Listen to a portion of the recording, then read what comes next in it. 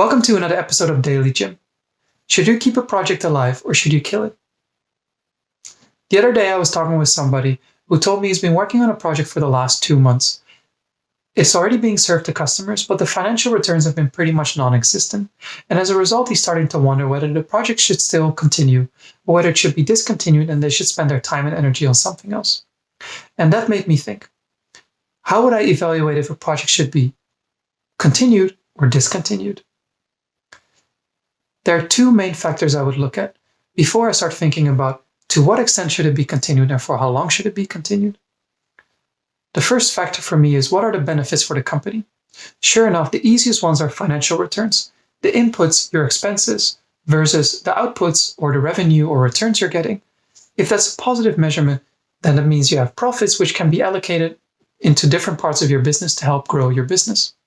If it's a loss, it seems like it's not really worth it, but there might be other benefits that the company can gain. Think about branding purposes. By doing this project, you might be building awareness for the company, which might lead to people reaching out to you, where those people could be turned into a certain sales funnel and having those people and selling those people other services or products that your company offers. Thereby, for that particular project, it might not really offer much, but because you have that project, you're able to sell more of other services or products that you offer. A third one that I would like to think about are opportunities or relationships. Think about it this way. If you're creating YouTube videos in the beginning, financially, it doesn't make any sense because you're trading in time. You're putting out a video, but you're not getting financially anything back for it in the beginning because almost nobody views that video. But the more people that view that video, the chances increase that there will be one person who really loves the video, reaches out to you, and is able to open doors for you, thereby increasing your relationships, your knowledge, and also opportunities for your business to grow.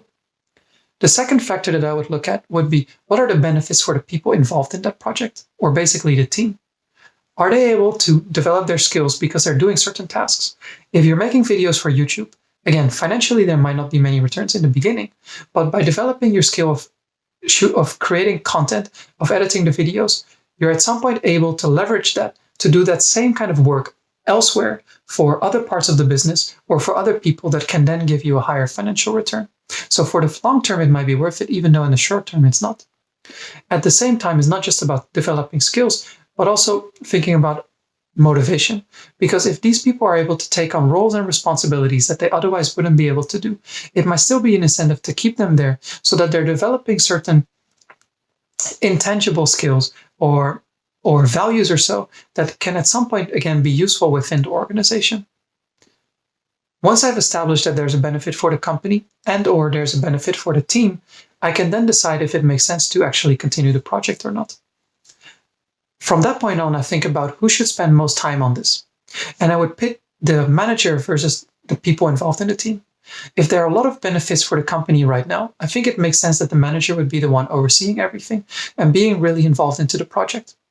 But if most of the benefits are not so much for the company now, but maybe in the long term, but there's a lot of benefits for the people involved, I think it makes much more sense if it's from a bottom-up approach, if it's much more hands-off from the manager's side and let the people do most of the work.